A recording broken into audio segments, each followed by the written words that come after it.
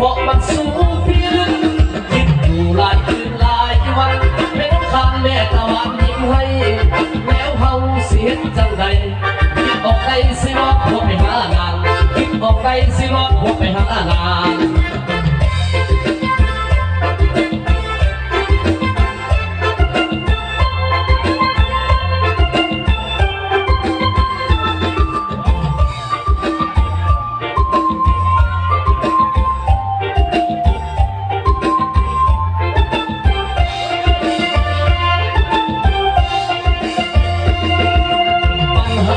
อีกแล้ว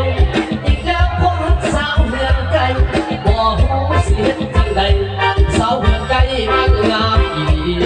คิดอยากจะบอกกับน้องเพียงพอไอ้สุดหัวใจอยากขับหัวเข้าไปโง่บ่ไหวเพราะมันสูงพี่ลึกคิดอยู่หลายคืนหลายวันเป็นทางแม่ตะวันนิดไร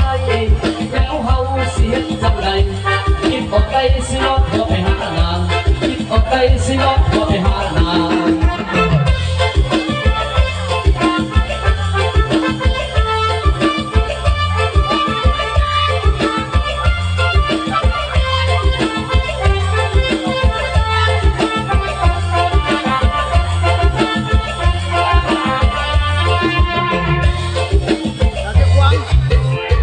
เอาสาวเสียงขวบงามๆเพื่อนเก่งอยู่เนาะ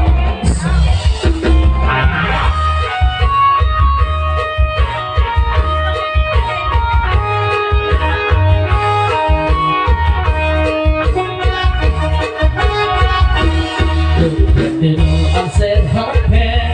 บอกภาษาลาวทุกอาหารยังมีสาวสวยงามเหลือเกินสุดเวสือไอ้ทหารพาดนักหัวตาสุดฟ้ายามสาวเสียงหัวเป็นจับวันหอดยาเอาในนาเยี่ยมยามคุ้ม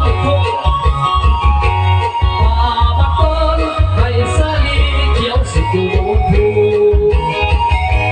ให้กระยอกภาษาบ้านเฮาสมัครเป็นแค่นาเฮ็ดนาก็ได้ไปไทยกับทิ้งสาวเสียงควงจิตใจปอดใสดังน้ำนวลรวมนิ้วใสมองหุ่มแม่ทุกปักกี่รอลาออกโซนแม่สาวกลอแม่ลงห้องสุดจะไฟจะมาเป็นจังจิต